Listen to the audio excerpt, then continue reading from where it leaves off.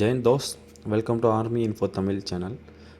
First நம்ம சேனலை பார்க்குறீங்கன்னா நம்ம சேனலை சப்ஸ்கிரைப் பண்ணி வச்சுக்கோங்க. இந்த வீடியோவில் என்ன பார்க்க போகிறோம் பார்த்தீங்கன்னா 2020க்கான ஏர்ஃபோர்ஸ் இன்டேக்னு தான் பார்க்க போகிறோம். இந்த இன்டேக்கினோட எலிஜிபிலிட்டி என்ன, ஏஜ் லிமிட் என்ன, சேலரி என்னங்கிறத டீட்டெயில்ஸாக பார்ப்போம். இந்த செலெக்ஷன் பார்த்தீங்கன்னா 2 டைப்பாக இருக்குது. அதாவது டெக்னிக்கல் அண்ட் நான் டெக்னிக்கல் இருக்குது. அதே மாதிரி தான் இதோட கமிஷன் பார்த்தீங்கன்னா பெர்மனன்ட் கமிஷன் ஒன்று வந்து ஷார்ட் சர்வீஸ் கமிஷனில் செலெக்ஷன் ஆகுது. அதே மாதிரி இந்த செலெக்ஷனுக்கு வந்து யார் எலிஜிபிள்னு பார்த்தீங்கன்னா கிராஜுவேஷன் முடித்தவங்க மட்டும்தான் எலிஜிபிள். அதேமாதிரி தேர்ட் இயர் கிராஜுவேஷன் படிச்சுட்டு இருக்கவங்களுக்கும் எலிஜிபிள். இதோட அப்ளை டேட் வந்து பார்த்தீங்கன்னா 17 நவம்பரில் இருந்து 14 டிசம்பர் வரை கொடுத்துருக்காங்க. அதே மாதிரி எக்ஸாம் டேட்டும் கன்ஃபார்மாக சொல்லிட்டாங்க. 31 ஜனவரி 2026 நடக்கும்னு சொல்லியிருக்காங்க, சனிக்கிழமை.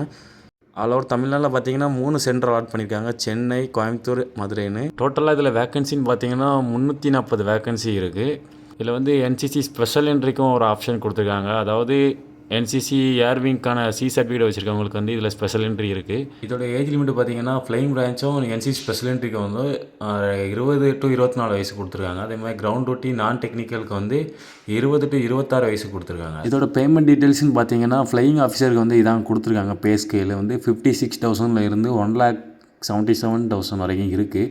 நம்ம இதோட எலிஜிபிள் பார்த்துடலாம். ஃப்ளையிங் பிரான்ச்சுக்கு வந்து என்னென்னா candidates passed with and minimum of 50% mark each in a maths and physics at 10th level. அதாவது கேண்டிடேட்ஸ் வந்து அப்ளை பண்ணுறவங்க வந்து 50% வந்து மார்க் வச்சுருக்கணுமா மேக்ஸ் அண்ட் பிசிக்ஸில் 10th.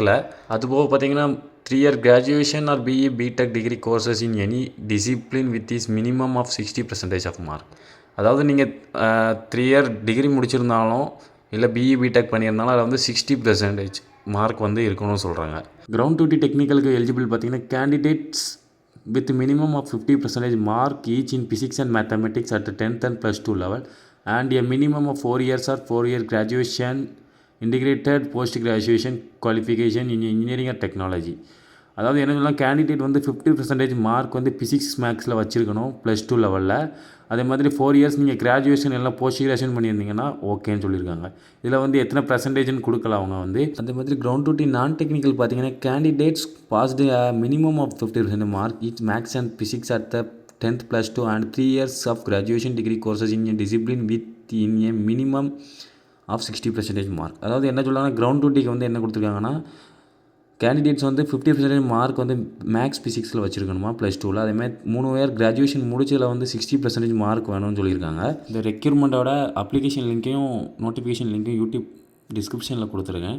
அதேமாதிரி இந்த வீடியோ உங்களுக்கு யூஸ்ஃபுல்லாக இருந்துச்சுன்னா மறக்காமல் நம்ம சேனலை சப்ஸ்கிரைப் பண்ணி லைக் பண்ணிக்கோங்க.